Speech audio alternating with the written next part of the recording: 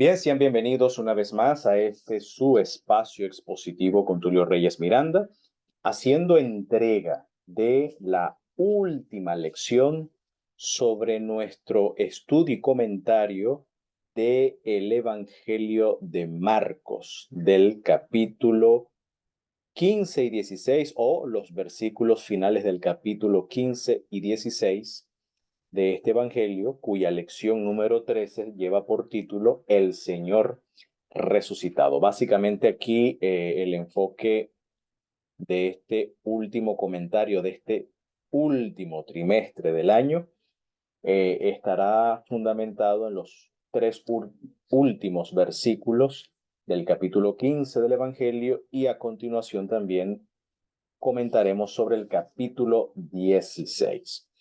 De antemano quiero pedir disculpas por la grabación anterior, así que estoy haciendo una repetición de, de este comentario debido a las dificultades técnicas del audio. Pido disculpas, no sé realmente qué sucedió, pero bueno, me aseguré de que todo estuviese en orden, así que espero que ya con este no haya problemas. Así que bueno, este es el comentario repetido, ya con el audio corregido sobre ello. Y bueno, ya haremos entrega próximamente en el transcurso de la semana o este próximo Shabbat, ¿ok? O próximo sábado. Estaremos haciendo entrega sobre el estudio del Evangelio según Juan, ¿ok? Según Juan o Yohanan, como en la tradición judía es conocido.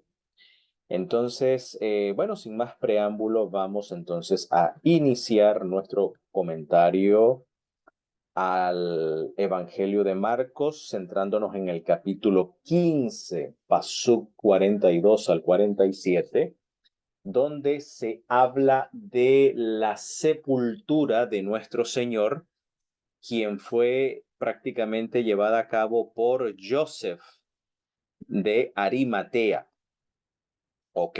Quien era, como dice allí, un senador noble, era miembro del consejo, miembro del concilio, uno de los principales del concilio, uno de los príncipes de la nación y del consejo y del concilio.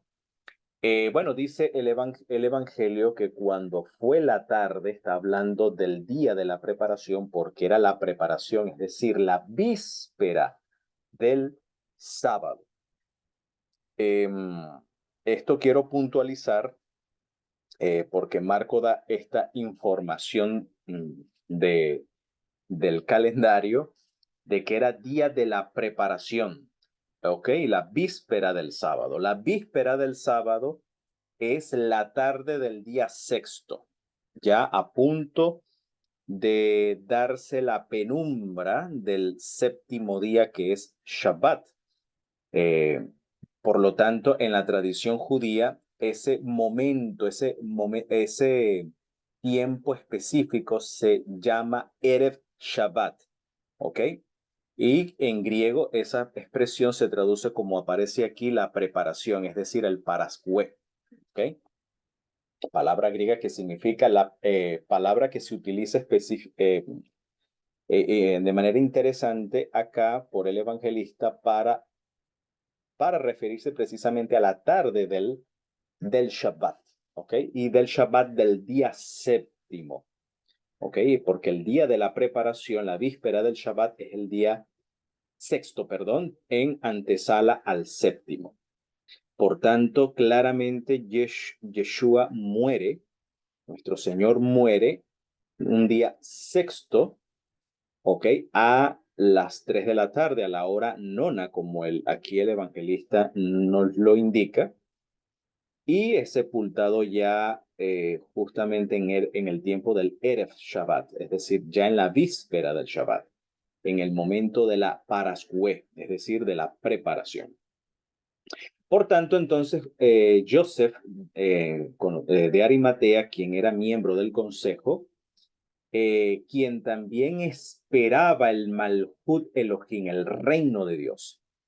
Recuerden que cuando los evangelistas usan el término reino de Dios, entiéndase el reino mesiánico o la era mesiánica, es decir, la aparición del Mesías ya en su función como rey. Esa era la idea o ese era el entendimiento que el pueblo judío tenía de lo que era el Malhut Elohim o el Malhut Hashamayim, es decir, el reino de Dios o el reino de los cielos, que no es otra cosa que el Malhut Hamashiach, es decir, el reino del Mesías o la era mesiánica. Entonces vino y osadamente entró a Pilatos y pidió el cuerpo de Yeshua. Y Pilatos se maravilló que ya fuese muerto, haciendo venir al centurión, le preguntó si era ya muerto. Y enterado del centurión, dio el cuerpo a Joseph. ¿Ok? José, en hebreo se dice Joseph, el cual compró una sábana y quitándole le envolvió en la sábana. Esta era la forma judía de dar sepultura a un judío. A un judío se envolvía en sábana y se le ungía con ciertos perfumes, con ciertos ungüentos, ¿ok? Y se le sepultaba, específicamente como aquí indica, bueno, Joseph los sepultó en un sepulcro que estaba cavado en una peña, es decir, dentro de una gigantesca roca, fue cavado un sepulcro, ¿ok? Y allí fue depositado el cuerpo de nuestro Señor envuelto en sábana, es decir, que Jesús nace como judío, vive como judío y evidentemente se le da sepultura como a un judío. Y revolvió una piedra a la puerta del sepulcro. Y Miriam de Magdala, ¿ok? Y Miriam, la madre de Joseph, miraban dónde era puesto. Así que de esta forma nos describe el evangelista cómo fue, en este caso, la sepultura. En el día de la preparación, es decir, en el Erev Shabbat, en la víspera del Shabbat del sexto día de la semana, Yeshua fue sepultado. Por allí no es el tema a tratar, pero sé que hay personas que creen que Jesús muere a mitad de la semana, día miércoles, por el tema de las 3 días, 3 noches.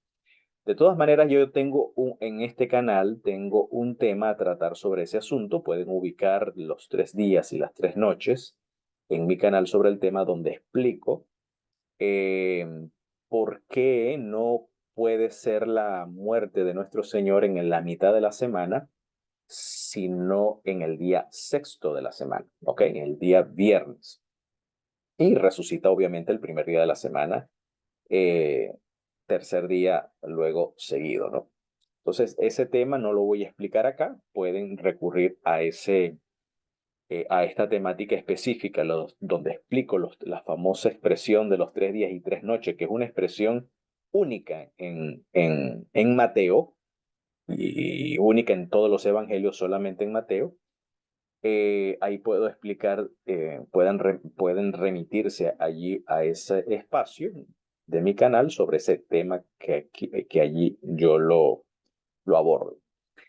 Por lo tanto, no lo voy a abordar aquí porque esto me llevaría más tiempo argumentar sobre el punto. Pero el énfasis que el evangelista hace sobre el día de la preparación, es decir, la víspera del Shabbat, y luego, como dice en el verso 1 al 6 del capítulo 16, como pasó el sábado, pasó el Shabbat, Miriam de Magdala y Miriam, la madre de Jacob, y Salomé compraron drogas aromáticas para venir a ungirle. No les dio tiempo en Shabbat poder hacer los preparativos de poder ungirle. Fíjense, si fue el día miércoles, esto perfectamente, en caso de que Jesús hubiese muerto un día miércoles, perfectamente hubiese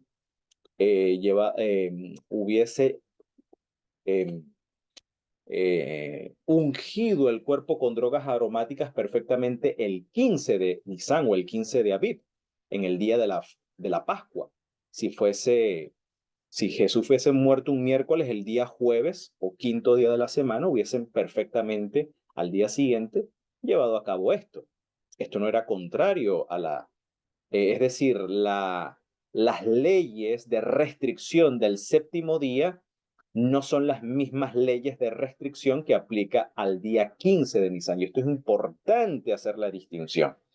Es decir, el día 15 de la Pascua, dicho sea de paso, en la Torá no dice que el 15 de Nisan se le llame Shabbat. ¿Ok? No dice eso la Torá. Los únicos días festivos que sí la Torá de manera explícita menciona, utiliza el término Shabbat, es solamente para Rosh Hashanah, es decir, el primer día del séptimo mes. En la Biblia hebrea se le llama, o en la Torá se le llama Shabbat Shabbaton. ¿Ok? Solamente para Rosh Hashanah, solamente para Yom Teruah, el primer día del séptimo mes, y para Yom HaKippurim, para el día de las expiaciones. O sea, explícitamente la Torah llama a estos días Shabbat Shabbaton. Pero para el 15 de Abid no aparece texto en ninguna parte de la Torah ni de la Biblia hebrea que se llame a Pesach Shabbat. No dice eso en ninguna parte. Dicho sea de paso, las restricciones del Shabbat hablando del séptimo día, es mayor al 15 de Nisan. Lo único que el 15 día de Nisan no se lleva a cabo son trabajos, trabajos para ganarse la vida, ¿ok? O prestar un cierto servicio o llevar a cabo cierta labor, pero en el 15 de Pesaj o el 15 de Nisan, perdón, quiero decir, el 15 de Aviv, en la plena fiesta de Pascua, se puede calentar, se puede cocinar los alimentos, se puede comprar, se puede vender sin ningún, o por lo menos, obviamente, como todo el mundo está enfocado en la fiesta, difícilmente hay quien compre o venda, obviamente, ¿no? Pero, es decir, hay ciertas actividades que no tienen la misma restricción del séptimo día. Como por ejemplo, ungir un cuerpo en la Pascua no es una transgresión del precepto, ¿ok? Quizás no era algo común porque obviamente el estar en contacto con un muerto o dar sepultura a un muerto ritualmente o ceremonialmente lo contaminaría, ¿no? Y le privaría de celebrar la Pascua. Quizás por esa razón se puede alguno argumentar, bueno, esa sería la razón por la cual estas mujeres no decidieron hacerlo el 15, ¿ok? Pero por una razón ceremonial, de pureza ceremonial. Eh, pero no, el Evangelio no está haciendo referencia a ello, sino que el Evangelio está haciendo referencia a que pasó el Shabbat, ¿ok? Y al pasar el Shabbat, viene en el primer día de la semana, ¿ok? Es decir, hay un suceso continuo del día de la preparación, es decir, el Erev Shabbat, el Shabbat y el primero de los sábados o el primer día de la semana. Dicho sea de paso, en el griego dice el primero de los sábados. Recuerde que el término sábados puede referirse tanto al séptimo día, que es precisamente el día rector de la semana, o en este caso puede también entenderse como semana, ¿ok? Ya vamos a ver eso en la Torah. Así que el primer día de la semana vienen al sepulcro ya salido el sol y decían entre sí, ¿quién nos revolverá la piedra de la puerta del sepulcro?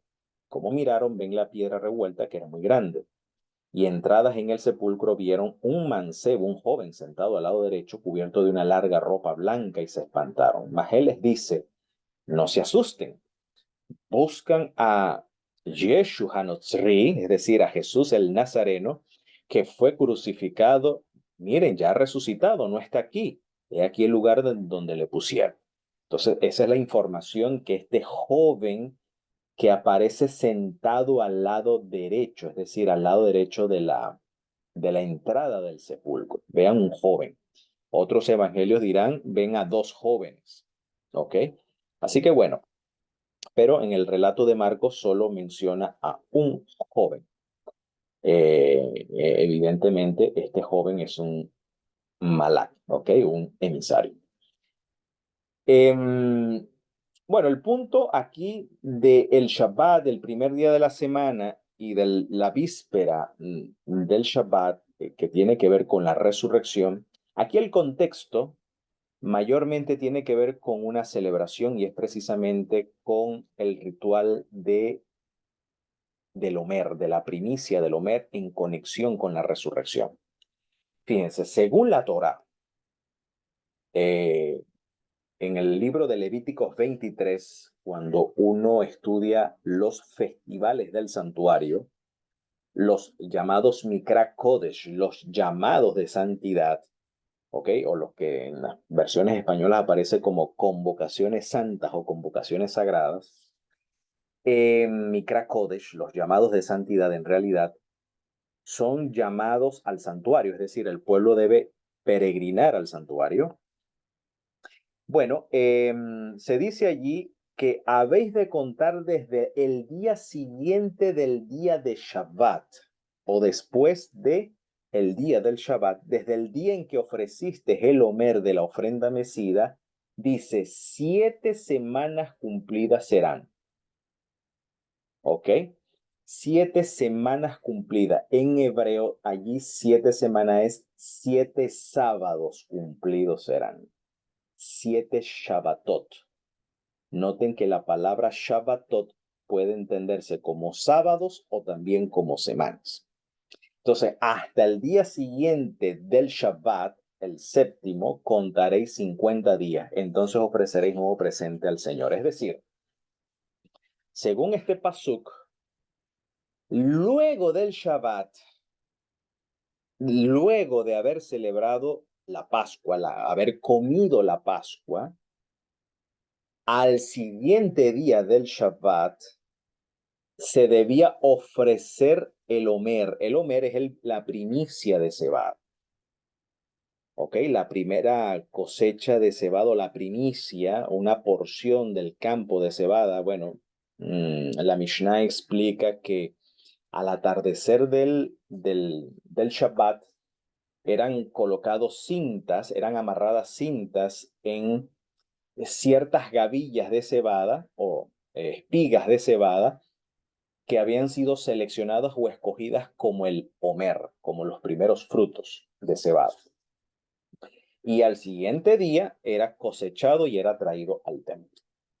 Bueno, este ritual, según menciona la Torah, debe hacerse al siguiente día del Shabbat. Y una vez ofrecido el Omer, se debe contar 7 Shabbatot o 7 semanas. Y al día siguiente del séptimo Shabbatot, o mejor dicho, al siguiente día de la séptima semana o del séptimo sábado, se contaría 50 días. De allí el término en griego Pentecostés. ¿Ok? Dice, entonces ofreceréis nuevo presente al Señor. Es decir, ahí se ofrecían los bikurim, las primicias de la cosecha del trigo, los primeros frutos del trigo. El trigo se ofrecía a los 50 días, ¿ok?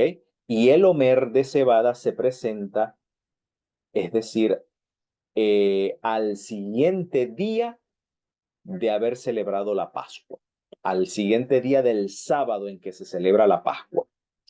Y aquí hay un debate en la tradición judía. Según los fariseos, y es la interpretación que el judaísmo ortodoxo hoy en día presente le asigna a este texto, dice la tradición judía ortodoxa, que procede obviamente de la línea de los fariseos, que este Shabbat del cual habla aquí Levíticos 23:15 se refiere al 15 de Nisan o al 15 de Abib, es decir, al primer día de la fiesta de los panes sin leudos. Es decir, que el Omer siempre se ofrecería el 16 de Abib o el 16 de Nisan, ¿ok? Sea cual día el que cayere. Esto es según los fariseos.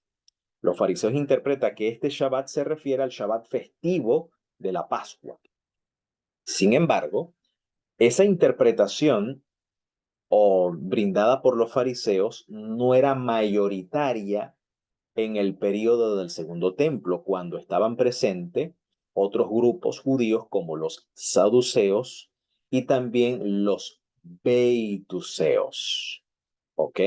Incluso los judíos caraítas que no siguen la tradición rabínica, es decir, la tradición farisea, es decir, no siguen como canónico la tradición del Talmud y la Mishnah, como el judaísmo ortodoxo así lo considera. Para el judaísmo ortodoxo lo canónico no es solamente la Biblia hebrea o el Antiguo Testamento, como en Occidente se le llama, también el Talmud y también la Mishnah es canónico, ¿ok? Para los caraítas no, solamente la Biblia hebrea, son como los protestantes del judaísmo, ¿ok? Entonces, en la opinión caraíta, al igual que la opinión antigua de los saduceos y beituseos, creían que este Shabbat que habla aquí la Torah se refiere al Shabbat del séptimo día de la semana.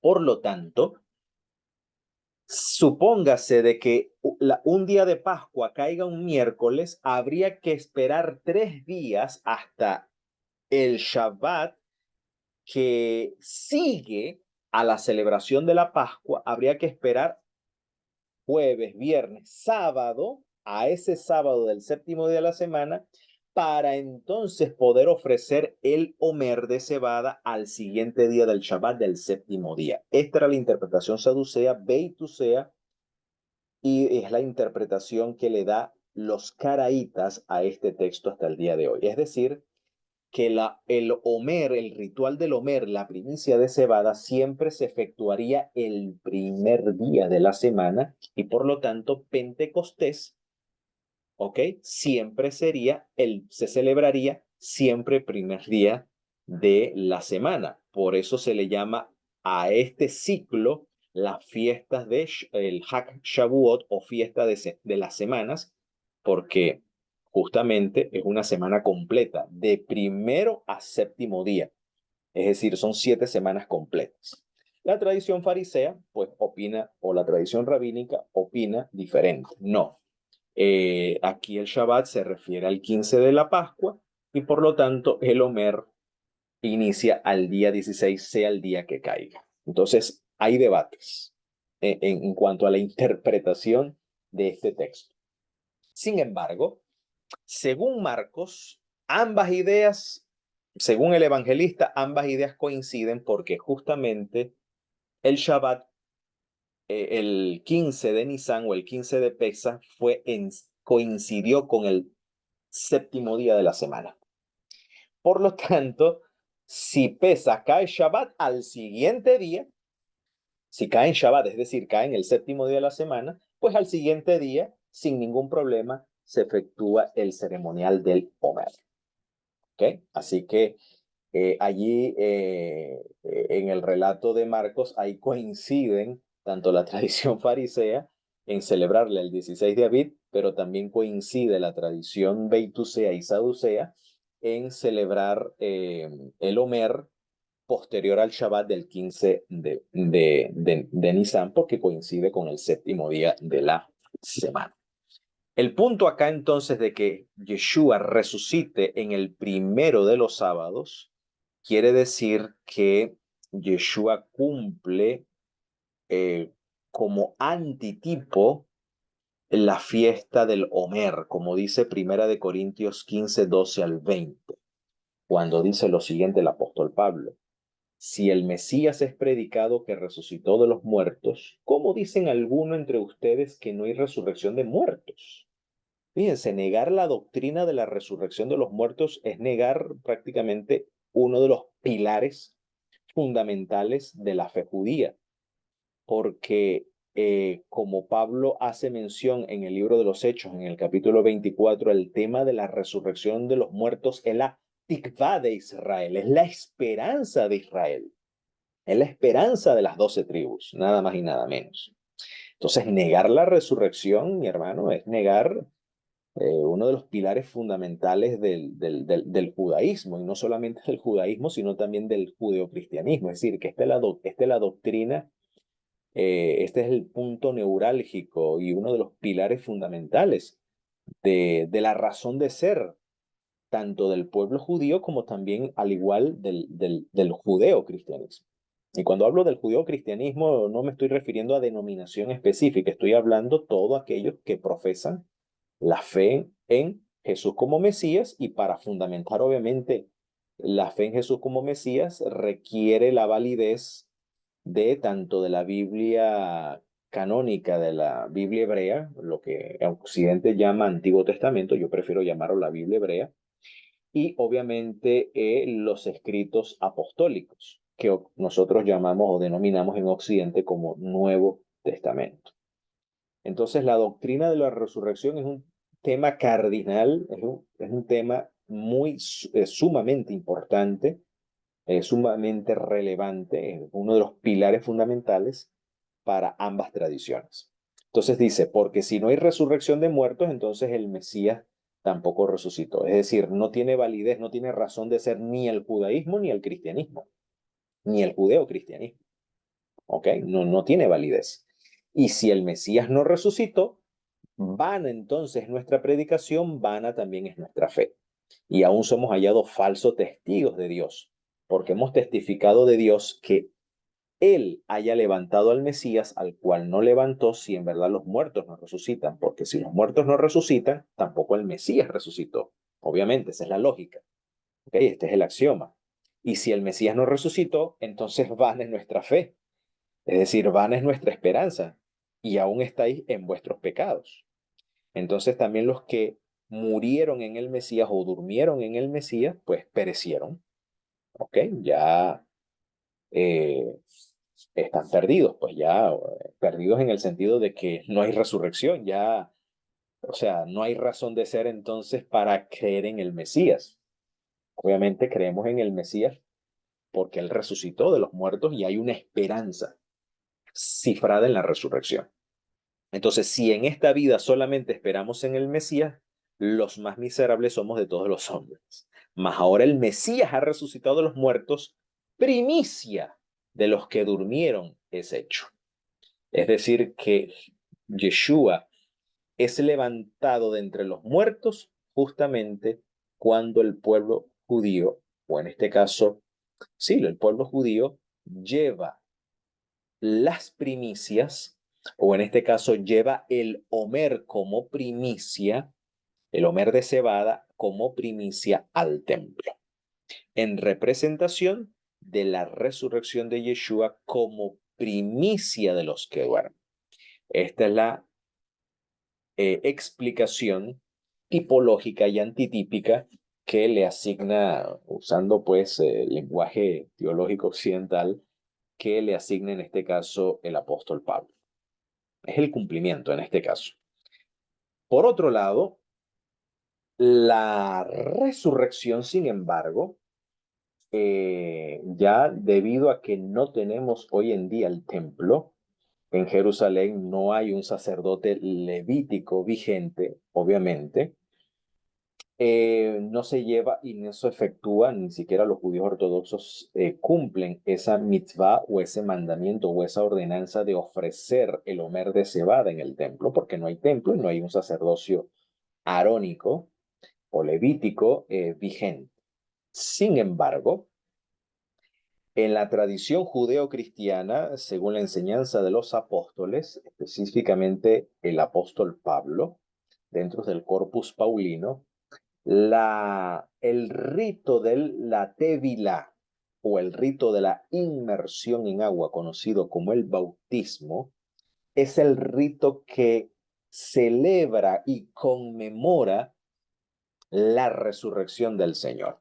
Como dice allí en Romanos capítulo 6, 1 en adelante, lo siguiente: ¿no sabéis que todos los que somos sumergidos en el Mesías Yeshua, sumergidos, ¿okay? Bautizados es lo que significa en griego, baptizo es sumergir, ¿okay? En hebreo es la tevilá, pero la tevilá en realidad significa purificación, una purificación. Es decir, ser purificados en el Mesías, en ese acto de tevilá. Más que una inmersión, aunque es una inmersión, sí, pero es una inmersión que representa un acto de purificación o de santificación, de consagración y dedicación del discípulo, del iniciado, por así decirlo. Es una iniciación de la fe en Cristo a una nueva vida, en este caso. Entonces dice, los que hemos sido sumergidos o purificados en el Mesías Yeshua, dice, somos sumergidos en su muerte. Porque somos sepultados juntamente con él a muerte por el bautismo, para que como el Mesías resucitó de los muertos por la gloria de Abba, o sea, por la gloria del Padre, así también nosotros andemos en novedad de vida. Es decir, que la resurrección del Mesías representa también nuestra resurrección a una novedad de vida. Por lo tanto, la inmersión en el agua representa la muerte y sepultura de nuestro Señor, pero también nuestra muerte y sepultura de nuestro viejo hombre, de nuestra vieja vida, para resurgir a una nueva vida. Ahora, ¿qué quiere decir esto entonces? O sea que aquí el ritual del bautismo es un rito serio. Esto no es como bañar el perro de la mascota de la casa. Esto no es, no, zambúllase allí todo el que quiera. No, esto es serio. El ritual del bautismo es algo serio. Esto no hay que tomarlo a la ligera, porque se trata, quien participa de este rito debe entender de que muere al pecado. ¿Ok? Es una experiencia a través del ritual donde la persona elige morir juntamente con el Mesías Yeshua al pecado, de la misma forma como el Mesías muere al pecado. ¿Ok? Muere para darle fin al pecado. Nosotros, al ser sepultados en agua, en una tumba líquida, juntamente con el Mesías Yeshua, somos sepultados en su semejanza para morir al pecado y resurgir a una novedad de vida. Así que esto es algo serio, esto no es algo, este ritual no debe participar ni siquiera menores de edad, niños. Es decir, quien participa a esto tiene que tener plena conciencia de que esto es serio. ¿Ok? Esto es serio. Porque últimamente el bautismo prácticamente, y disculpen la crítica, pero esto es una crítica constructiva, hoy en día en muchas denominaciones el bautismo se toma como trofeos de victoria. Ah, mira, hemos alcanzado tantas personas, pero, pero lamentablemente muchas de esas personas que proceden a ello no tienen conciencia de lo que esto representa. Así que en la Biblia, el bautismo es un paso consciente de lo que esto implica, no inconsciente. O sea, la persona que procede a esto, pues está consciente al compromiso que esto demanda. O sea, lo que esto significa y representa. No solamente conmemora la muerte y resurrección del Señor, sino que significa también que nosotros también morimos. ¿Ok? De la misma forma como Yeshua muere al pecado, ¿ok? En nuestro lugar. Pero nosotros experimentamos esa muerte, nosotros al pecado, ¿ok? Y resucitamos a una nueva vida. Por eso dice, porque si fuimos plantados juntamente en él a la semejanza de su muerte, así también lo seremos a la de su resurrección, sabiendo esto, que nuestro viejo hombre, nuestra vieja humanidad, juntamente fue crucificado con él, allí, en el acto de la tevilá, en ese acto de inmersión en aguas, para que el cuerpo del pecado sea deshecho, es decir, para que nuestra naturaleza pecaminosa literalmente sea subyugada, sea destruida, sea sometida, a fin de que no sirvamos más al pecado. Porque el que es muerto, justificado es del pecado. Wow. Aquí Pablo entonces está planteando otro concepto, o está, sí, ampliando el concepto de justificación no solamente como un acto de absolución de los pecados, sino también la justificación es una experiencia donde el creyente muere al pecado. Y morir al pecado significa que la transgresión a la ley, la transgresión a la Torá cesa en esa experiencia. Eso es lo que significa ser justificado del pecado, ser emancipado, ser liberado de la servidumbre y de la esclavitud a la práctica del pecado. Y si morimos con Cristo, y eso es lo que significa morir con Cristo es morir juntamente con Él al pecado, creemos que también viviremos con Él. Es decir, participaremos de su resurrección y de su gloria, sabiendo que el Mesías, habiendo resucitado entre los muertos, ya no muere. La muerte no se enseñoreará más de Él, porque el haber muerto al pecado murió una vez.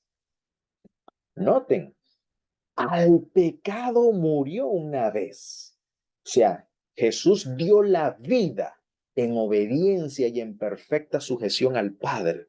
Nosotros cuando participamos de la tevilá, de la inmersión en agua, al mismo tiempo somos partícipe de la experiencia del Mesías o se reproduce la experiencia del Mesías en nosotros en ese mismo hecho de que allí morimos a nuestros deseos y pasiones. Mas el vivir para Dios vive. Así también ustedes piensen que de cierto estáis muertos al pecado, mas vivo a Dios en el Mesías Yeshua. Entonces, ¿qué significa vivir para Elohim? Vivir para Dios en el Mesías Yeshua significa morir al pecado, morir al cese, ¿ok? Que en nuestra experiencia cese la injusticia, cese la transgresión a la ley de Dios. Eso es la experiencia de la Tevila. Entonces, la Tevila conmemora la muerte y resurrección del Señor, pero también en experiencia de la Tevila, nosotros experimentamos en nuestra carne la muerte a la carne del pecado, es decir, a los deseos y pasiones de nuestra carne, a fin de resucitar a una nueva vida. ¿Ok? Ya presentando nuestros miembros. Y cuando Pablo dice allí presentando nuestros miembros al servicio de la justicia, está hablando específicamente de aquellos miembros que tienen que ver con las bajas pasiones, ¿ok? Con las concupiscencias. Ahora, en este evento, eso es lo que Pablo llama vivir en el Espíritu. En Romanos 8, 9 al 17, por ejemplo, repite este tema de la tevilá o de la inmersión como la experiencia en el Espíritu en el capítulo 8, cuando dice, y si el Espíritu de aquel que levantó de los muertos a Yeshua, noten que fue el Ruach HaKodesh, término hebreo que significa el Espíritu de santidad o el poder de la santidad, fue el que vivificó de entre los muertos o levantó entre los muertos a Yeshua, mora en ustedes. El que levantó al Mesías Yeshua de los muertos también vivificará sus cuerpos mortales por su espíritu que mora en ustedes. Es decir, que el Espíritu Santo, el Ruach Kodsheja, término en arameo, Ruach Kodsheja, Ruach HaKodesh, hebreo, Ruach Kodsheja, arameo, el poder de la santidad, fue el poder que el Todopoderoso empleó para levantar a los muertos, para levantar a Yeshua de entre los muertos, quise decir, y será el mismo poder que vivificará también nuestros cuerpos, ¿ok? Para la resurrección. Pero dice que ya este poder que operó en la resurrección de Jesús y que operará en nuestra resurrección futura, al mismo tiempo ya este espíritu mora en nosotros, ya está presente, su presencia está en nosotros. ¿Y qué significa que este Ruach Kodsheja, que este poder de la santidad mora en nosotros? Dice, así que hermanos, deudores somos, no a la carne, para que vivamos conforme a la carne. Noten, porque si viviereis conforme a la carne, morirán. ¿Ok? Mas si por el Espíritu mortificáis las obras de la carne, viviréis. Es decir, ¿qué significa mortificar las obras de la carne? Morir a las obras de la carne. Mortificar quiere decir hacer morir las obras de la carne, es decir, cesar.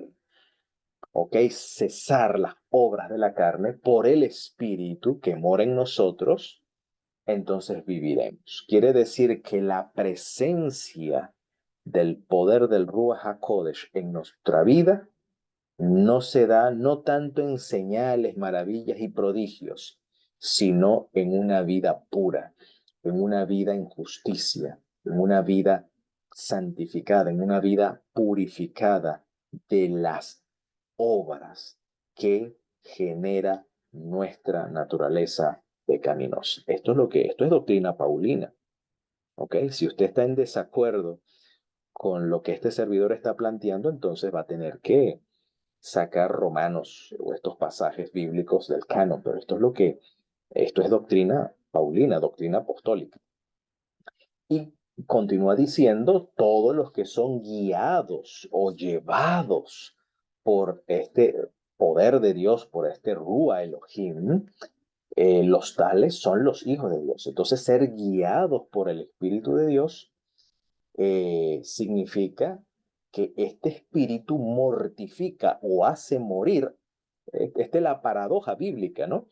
Este espíritu, por un lado, vivifica al hacernos partícipe de la resurrección, pero al mismo tiempo hace morir, ¿ok? Hace morir y en este caso hace morir las obras de la carne. Y si usted quiere saber cuáles son las obras de la carne, remítase a Gálatas capítulo 5, donde ahí está un listado de conductas, de prácticas que tiene que ver con la naturaleza. En este caso, cuando se habla de las obras de la carne, es un tecnicismo para referirse a aquellas acciones derivadas de nuestra Yetzer Hará o de nuestra inclinación maligna, o lo que en la tradición occidental se le llama o se denomina naturaleza pecaminosa. En el hebreo ya existe el concepto, en la tradición hebrea, el Yetzer Hará, la mala inclinación. Entonces, el espíritu mortifica, mantiene a raya, mantiene a jaque, por así decirlo, eh, esa mala inclinación, eh, donde el espíritu nos guía siempre a la vida, ¿ok? Y guiarnos a la vida significa haciendo cesar o morir precisamente aquellas acciones que son características de la naturaleza pecaminosa. Entonces, porque no habéis recibido el espíritu de servidumbre para estar otra vez en temor. Está hablando de las persecuciones, que muchos creyentes eh, experimentaban persecuciones, pero por miedo apostataban. Entonces dice Pablo, ustedes no han recibido ese espíritu, ¿ok? De servidumbre para estar otra vez en temor, mas habéis recibido el espíritu de adopción por el cual clamamos Abba, Padre, porque el mismo espíritu testifica a nuestro espíritu que somos hijos de Dios. ¿Y qué significa, según Pablo, ser hijos de Dios? Que si somos hijos, dice, y si hijos, también herederos, es decir, herederos de Dios y coherederos del Mesías, si empero padecemos juntamente con Él, para que juntamente con Él seamos glorificados. Hasta aquí entonces la explicación sobre el tema de la resurrección. Ahora voy a entrar en una explicación técnica. El Evangelio de Marcos, según la mayoría de los manuscritos, todos coinciden hasta el verso 8, cuando dice, mas id, decid a sus discípulos, esta es la orden del ángel del mancebo que estaba al lado del sepulcro, ¿no? Le dice a las mujeres, más vayan, digan a sus discípulos, ¿ok? Y a Kefas, parece ser que estas mujeres tenían discípulos, interesante, ¿ok? Mujeres que tenían discípulos, más id, no, perdón, no es disculpen la mala apreciación de este servidor, no, más id decida a sus discípulos, es decir, a los discípulos del maestro de Yeshua, ¿ok? Y a Kefas, ¿ok? Porque era el que había negado al Señor, ¿no? Que él va antes de ustedes a Galil, allí le verán como os dijo. Y ellas se fueron huyendo del sepulcro, ¿ok? Porque les había tomado temblor y espanto, ni decían nada a nadie porque tenían miedo. Claro, se le aparece un personaje allí eh, eh, medio misterioso, entonces, bueno, eso genera cierto miedo, ¿no? Eh, pero bueno, hasta aquí todos los manuscritos griegos coinciden en este relato, pero el problema viene después, del verso 9 en adelante. Y aquí hay lo que se conoce, miren, todos los académicos, esto no es cuestión de capricho personal, esto no es una opinión de Tulio Reyes Miranda, esto no es, no. Todos los académicos de cualquier denominación que estén enterados sobre el Nuevo Testamento sabe que de todos los manuscritos griegos, de los miles de manuscritos griegos existentes, porque lo que tenemos en lo que llamamos entre comillas originales, que en realidad no son originales, son copias de copias de copias de copias de copias. Son copias, versiones diferentes, que están en griego, también están en latín, en copto y otras lenguas, también en arameo. ¿Okay? Hay versiones arameas como el famoso Diatesarón, ¿okay? Y la famosa Peshitta aramea. Hay versiones del Evangelio del Nuevo Testamento en arameo, ¿okay? En copto, ¿okay? En el latín como la famosa Vulgata latina, pero la mayoría está en griego, ¿okay? Y se cree que originalmente estos documentos fueron escritos en griego, ¿okay? Por lo menos. Pero el final de Marcos tiene problemas. Ahí hay que el término técnico para ello es que existe una interpolación, es decir, una glosa, eh, que en un buen castellano quiere decir un texto que fue con el tiempo, fue introducido o se fue incorporando dentro de los documentos canónicos. ¿Ok? Por lo tanto, de entre todos los manuscritos que existen, y uno compara manuscrito con manuscrito, de todas las familias de los manuscritos. Por ejemplo, tenemos la familia de ciertos manuscritos, de un número de más manuscritos que se llama de la familia de alejandrina, es decir, documentos de, de la familia de Alejandría, es decir, documentos que proceden de allí, de autores o de copistas que proceden de Alejandría. Otros, la famosa familia bizantina de Asia Menor, la cesariense, ¿ok? Ya prácticamente de la tierra de Israel, y la occidental, que son precisamente la familia de documentos que fueron encontrados en Roma, por así decirlo. Entonces, el final de Marcos, pues, tiene 4 versiones diferentes. Cuando uno compara entre todos los manuscritos, no hay similitud. O sea, son variadas vertientes o variadas versiones del final del Evangelio. A partir del verso 9 hay problemas. ¿Ok?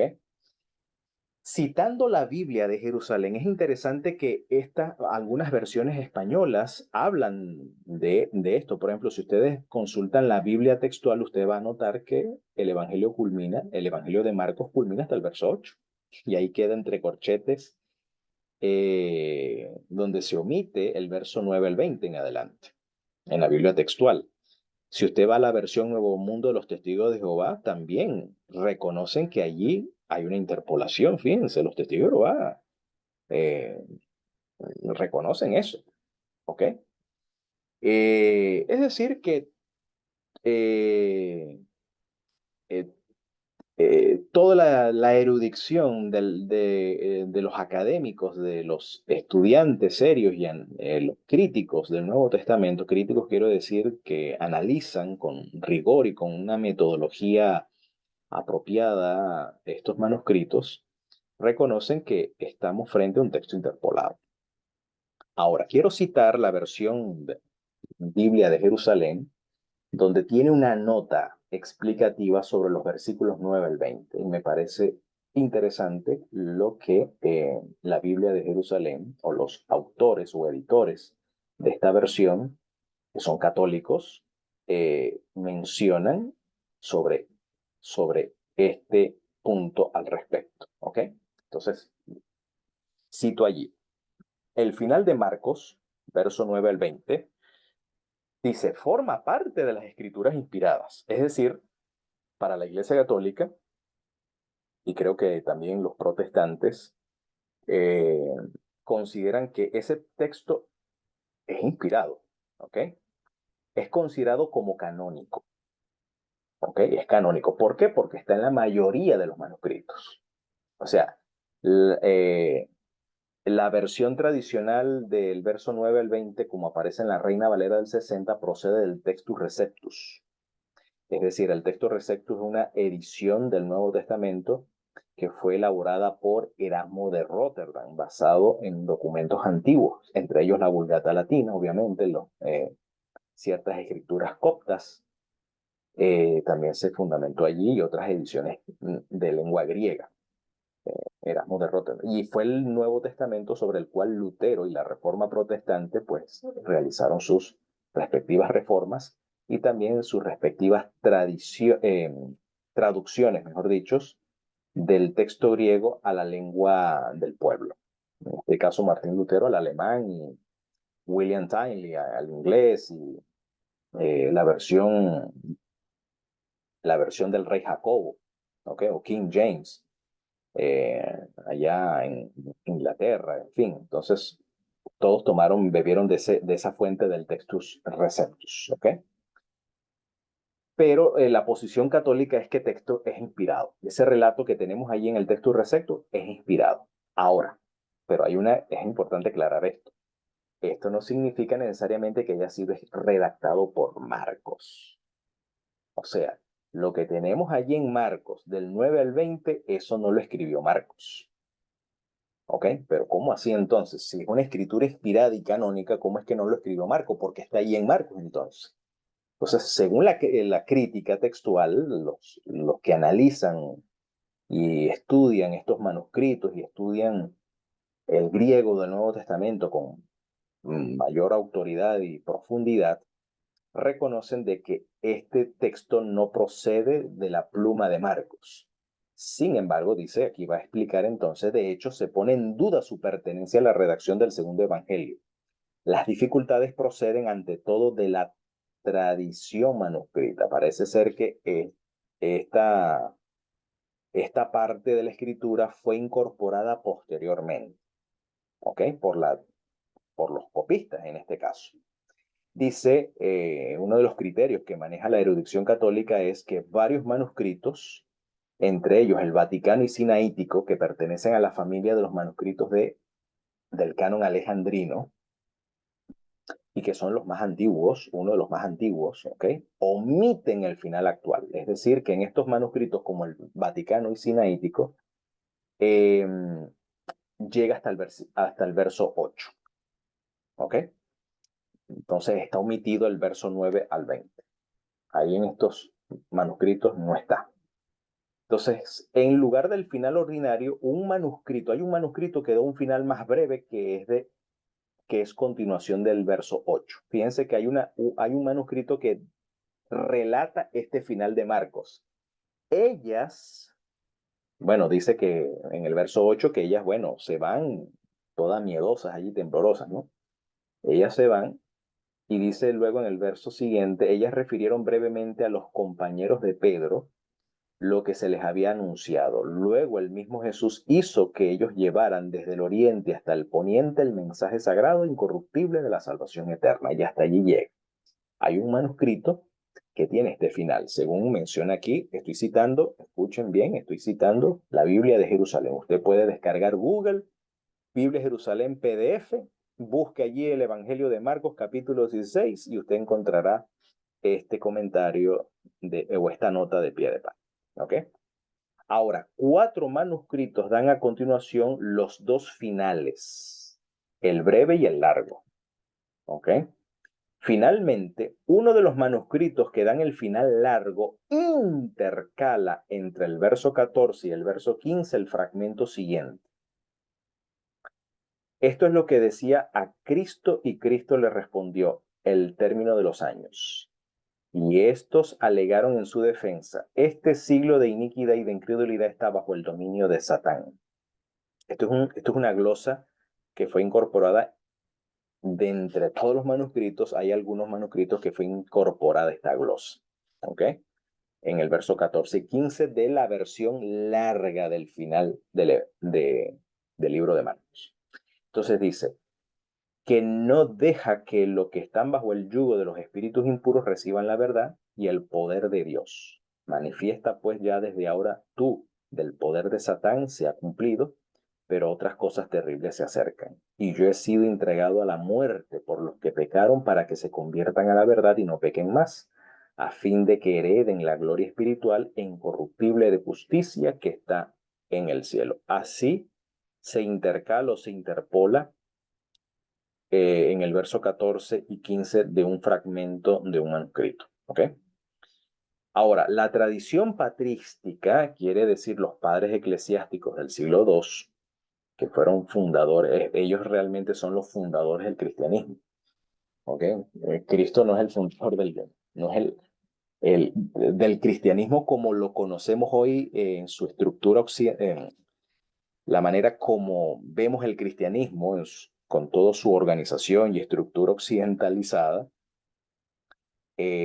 no fue fundada por Cristo, ni siquiera por los apóstoles, sino por los padres eclesiásticos, por la tradición patrística del siglo II. Ellos son los verdaderos autores del cristianismo moderno, ¿ok? Y ninguno escapa de esta influencia. ¿Ok? Entonces dice, la tradición patrística presenta también cierta fluctuación. Andamos porque la doctrina capital y principal de la tradición patrística es la teología del reemplazo. Esta teología enseña que el pueblo judío ha sido desechado por Dios. Esta es la doctrina que encabeza la teología o la tradición patrística, cosa que no enseña el Nuevo Testamento en ninguna parte. Especialmente si usted se remite a Romanos capítulo 9 al 11, no enseña tal cosa. ¿Ok? Entonces, la tradición patrística y cristiana actual, pues, se fundamenta en la teología del reemplazo. Entonces, la soteriología, la salvación, el pecado, todas estas cosas se basan en un pensamiento más que todo patrístico, ¿ok? En un enfoque de tradición patrística, más no fundamentada en el Nuevo Testamento, que tiene sus raíces, hunde sus raíces en la tradición judía y en el pensamiento bíblico hebreo. Así que añadamos que entre el verso 8 y 9 hay en el relato solución de continuidad. Por otra parte, es difícil admitir que el segundo evangelio en su primera redacción se detuviera bruscamente en el verso 8. Es decir, que según los editores de la Biblia de Jerusalén, creen que es imposible que el evangelio de Marcos culmine el verso 8, porque es muy abrupto. Por lo tanto, continúa de aquí la suposición de que el final primitivo desapareció. O sea, no se sabe a ciencia cierta cómo en realidad haya sido o haya terminado el Evangelio de Marcos. No lo sabemos, no lo conocemos. Entonces continúa, por causas desconocidas de nosotros y que el final actual fue redactado para llenar la laguna, se presenta este como un resumen de las apariciones de Cristo resucitado, cuya redacción es sensiblemente diferente de la manera habitual de Marcos, concreto y pintoresco. Es decir, por un simple análisis literario, vemos que Marcos no pudo haber relatado el final que aparece tradicionalmente en nuestras versiones como Reina Valera, que es la que más leemos en el habla hispana, ¿no? Por tanto, pues desconocemos cómo terminó Marcos en realidad, y lo que tenemos allí en el verso 9 al 20, pues fue interpolado después. Sin embargo, aunque en la mayoría de los manuscritos, los que tenemos del verso 9 al 20, fue interpolado después, no descalifica su canonicidad y su inspiración. Es decir, el final actual ya era conocido desde el siglo II por Tasiano y San Ireneo, y se encuentra en la inmensa mayoría de los manuscritos griegos y otros. Si no se puede demostrar que haya tenido a Marcos por autor, lo cierto es que constituye, según la Ifase de Sweet, una auténtica reliquia de la primera generación cristiana. Es decir, no se cuestiona la historicidad del relato. ¿Ok? No se cuestiona la historicidad del relato. Solo que el relato no fue redactado por Marcos, sino como el relato era conocido por vía oral, de boca a boca, por tradición oral, algún copista que conocía la tradición decidió incorporarla dentro del Evangelio de Marcos. Pero sin duda alguna, este relato es histórico, ¿ok? Y es considerado canónico y es considerado pues un relato inspirado, aunque no proceda de la mano y de la pluma, en este caso de Marcos, en este caso. Así que bueno, mis queridos, hasta acá esta explicación técnica repetida y corregida de esta entrega de la lección ya con la cual cerramos el comentario de Marcos y ya esperen entonces la próxima entrega donde iniciaremos nuestro estudio y comentario sobre el Evangelio de Juan. Y mientras estemos en esta actitud de estudio como los nobles berianos, quiera al mismo tiempo enviar el Señor al Mesías y que sea pronto y también en nuestros días y para ellos digamos amén.